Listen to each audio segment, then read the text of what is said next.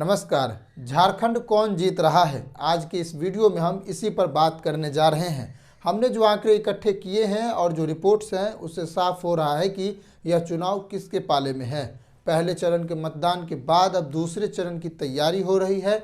इस पहले चरण में जिसको बढ़त मिल रही है, जाहिर तौर पर उसको अगले चरण के मतदान में भी फायदा होगा। पहले चरण में 43 सीटों पर चुनाव हुआ है। इन 43 सीटों में से 20 सीट अनुसूचित जनजाति और 6 सीट अनुसूचित जाति के लिए आरक्षित की गई है। हम बात करेंगे आंकड़ों पर कि आंकड़े क्या कहते हैं, लेकिन इससे पहले समझिए कि इस मुकाबले में किसके क्या मुद्दे थे और वो कितना प्रभावित कर पाई है।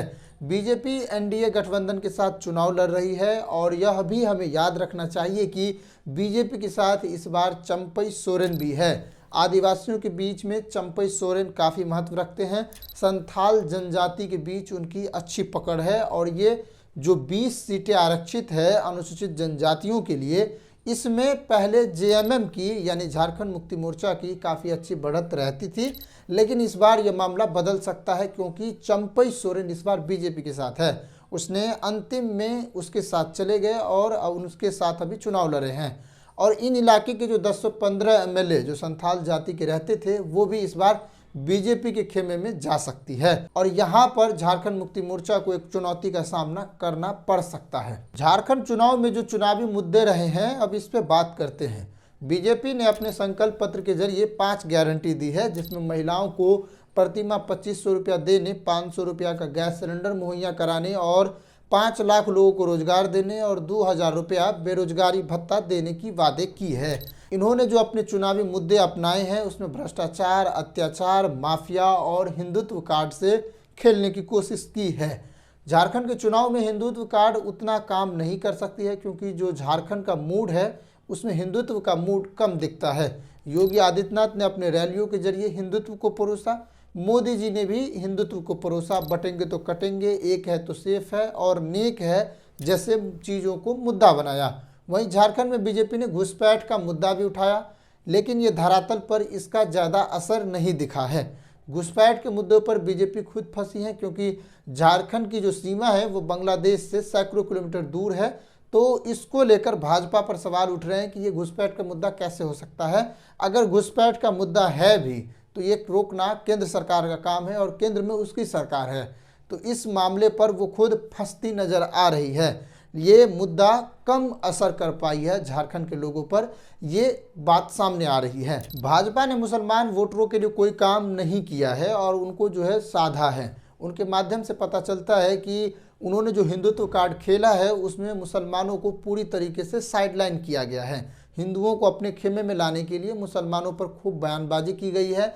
इनके भाषणों में गौ हत्या पर बयान, सलीम रहीम वाले जगहों का नाम बदलना, बीफ एक्सपोर्ट, ये सब चीज़ें रही हैं। उनके जो एक मुख्यमंत्री है हेमंत विश्व शर्मा, वो जो है हिंदुत्व कार्ड खेलने की पूरी तरह कोशिश की है और वो कोशिश किया है कि भाजपा हिंदुत्व को अपने गर्मजोशी से स्वागत करे और हिंदुत्व को अपने खेमे में ले। इसका भी उनको फ़ायदा होने की संभावना है। अगर आप भाजपा के नेतृत्व में चलाए गए मुद्दों को समझे तो इसमें विकास की राजनीति से अधिक हिंदुत्व की राजनीति समझ आती है।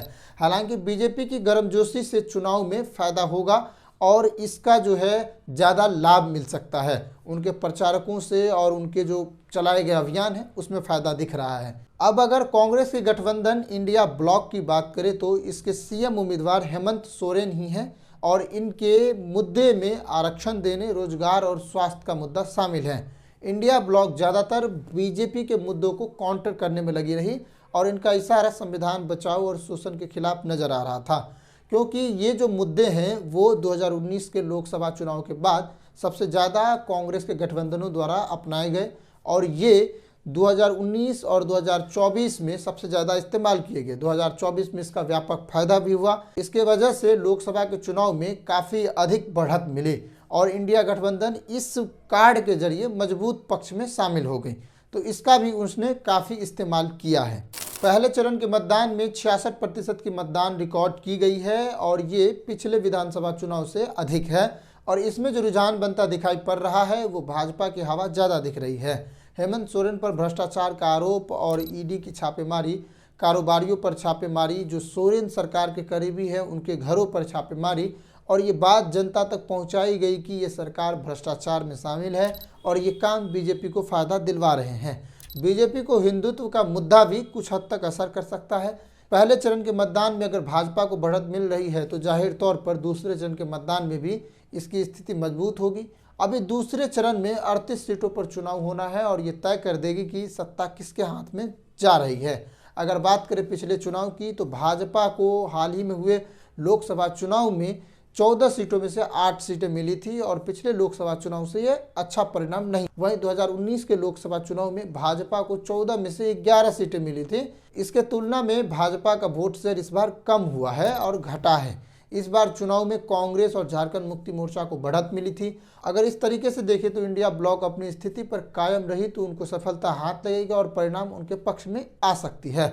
इंडिया गठबंधन की ओर से की जाने वाली प्रयास और उनका पिछड़ा दलित और मुसलमान का मुद्दा कारगर होगा, क्योंकि भाजपा की हिंदुत्व कार्ड से मुसलमान वाले जो लोग हैं वो इस गठबंधन के खेमे में आएगी और इन्हें फायदा होगा। हालांकि ये चीज़ें जो दिख रही है इसमें इंडिया गठबंधन थोड़ी ज़्यादा मजबूत नज़र आती है।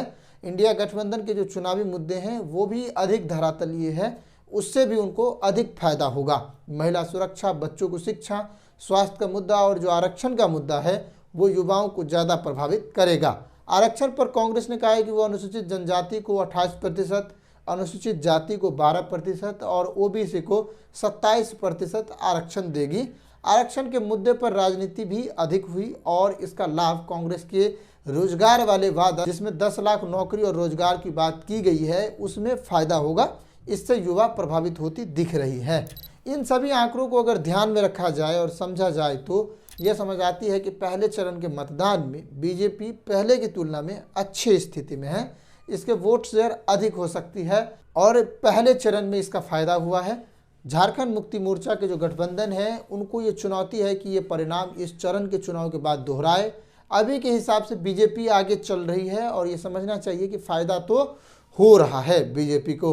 अभी के जो रुझान है उसमें बीजेपी को बढ़त मिलती दिख रही है, लेकिन ये कितने हद तक हो रही है ये देखना होगा। लेकिन फिर भी भाजपा की तरफ रुझान आगे बढ़ रही है। अगर दूसरे चरण के मतदान में भी रुझान यही रहे तो भाजपा चुनाव जीत सकती है। इस बार भाजपा सरकार बना सकती है और इसको फायदा होगा। लेकिन अगर दूसरी तरफ बात करें इंडिया गठबंधन की तो इसको और भी मजबूती मिल रही है, क्योंकि इंडिया गठबंधन जिस तरीके से कैंपेन कर रही है वो कहना चाह रही है कि जो हिंदुत्व कार्ड है और जो झारखंड के जो धरातलीय मुद्दे हैं उसको लेकर कांग्रेस है वो ज़्यादा आगे दिख रही है। झारखंड मुक्ति मोर्चा की सरकार, उन्होंने धरातलीय मुद्दों को ज़्यादा उठाने की कोशिश की है, तो इससे ज़्यादा फायदा हो सकता है। बीजेपी के हिंदुत्व वाले मुद्दा, घुसपैठ वाले मुद्दे और जो एक है तो सेफ है वाले नारे, ये सब ज़्यादा काम कर पाएगी या नहीं इसकी अभी चर्चा नहीं है। ये मीडिया में तो हवा जरूर बटोरी है, लेकिन धरातल पर इसका क्या असर होगा ये देखना अभी बाकी है। इंडिया गठबंधन की बात करें तो जो 2024 के लोकसभा चुनाव हुए उसमें उन्होंने अपनी मजबूत स्थिति दिखाई है। झारखंड में भी उनकी अच्छी वोट शेयर रही है और इस अनुसार अगर देखें, अगर भाजपा जो उनके ऊपर भ्रष्टाचार, अत्याचार और जो खनन संबंधी आरोप लगा रहे हैं, अगर इनका प्रचार सही ढंग से किया गया, जनता इससे प्रभावित होती है तो जाहिर तौर पे बीजेपी को फ़ायदा होगा और ये छवि बनेगी कि झारखंड में जो वर्तमान सरकार है वो भ्रष्टाचार में लिप्त है, वो भ्रष्टाचार कर रही है और इससे नए सरकार की तरफ लोगों का रुझान जा सकता है।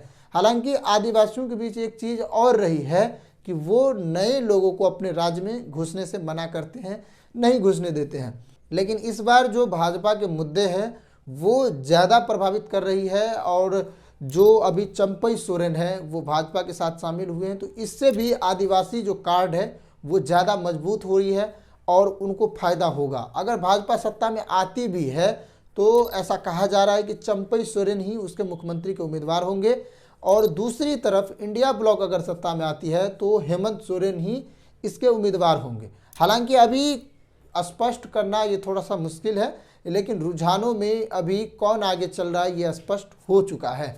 लेकिन आप इन सभी चीज़ों को देखते हुए क्या समझ पा रहे हैं, आपको क्या लगता है कि कौन आगे चल रहा है, आप हमें कमेंट बॉक्स में बताइएगा। मिलते हैं अगले बार अगले अपडेट के साथ। नमस्कार, जय हिंद।